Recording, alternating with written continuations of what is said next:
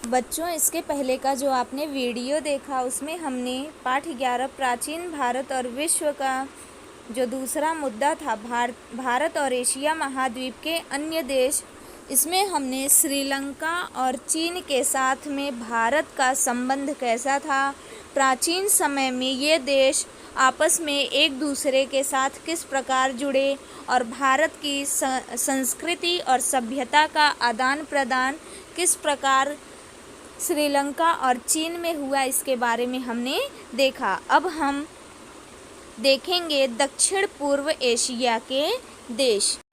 ये जो आपको मैप दिखाई दे रहा है, इसमें जो सर्कल किया हुआ है, एरो का ऊपर का जो भाग है, ये कंबोडिया है।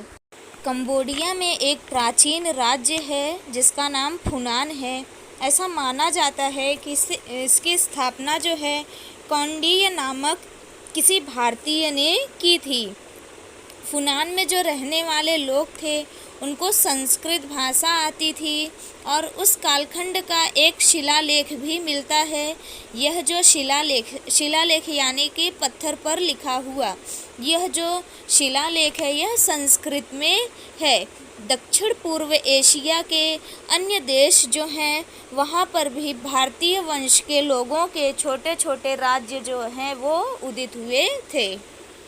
ये जो छोटे छोटे राज्य थे, इन्हीं के कारण भारतीय संस्कृति का प्रसार जो है दक्षिण पूर्व एशिया में भी हुआ। ठीक वैसे ही अगर कोई भी व्यक्ति अपने मूल स्थान को छोड़कर जाता है तो वो अपनी जो संस्कृति है उसको नहीं छोड़ता है।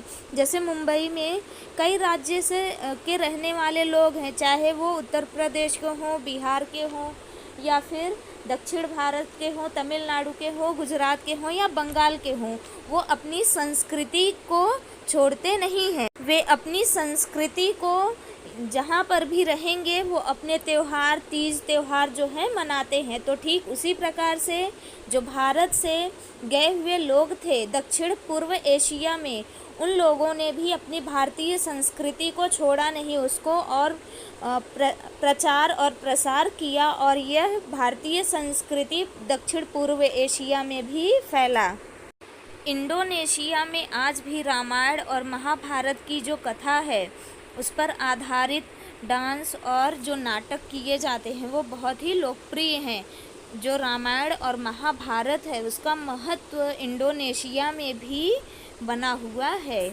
इंडोनेशिया में शिव और विष्णु के मंदिरों का भी निर्माण हुआ। इस प्रकार भारतीय जो संस्कृति उससे अन्य देश भी परिचित हुए और ये जो मंदिर वगैरह हैं उनका निर्माण किया गया। आज भी इन देशों में हिंदू धर्म, बौद्ध धर्म जो है वो उसको माना जाता है और उनको महत्व दिया जाता है। प्राचीन समय में बौद्ध धर्म को म्यांमार, थाईलैंड, इंडोनेशिया जैसे देशों में बहुत महत्व दिया गया और इनका प्रचार प्रसार भी किया गया।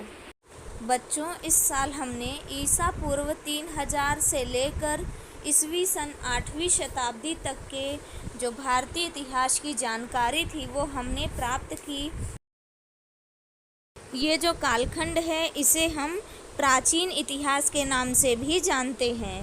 अब अगले वर्ष हम ईस्वी सन 9वीं शताब्दी से लेकर 18वीं शताब्दी तक के इतिहास के बारे में जानकारी प्राप्त करेंगे। यह कालखंड मध्यकाल के नाम से भी जाना जाता है। इस कालखंड में हम शिवाजी महाराज, मुगल शासक अथवा दक्षिण भारत के जो शासक थे, इन शासकों के बारे में हम जानकारी प्राप्त करेंगे। धन्यवाद।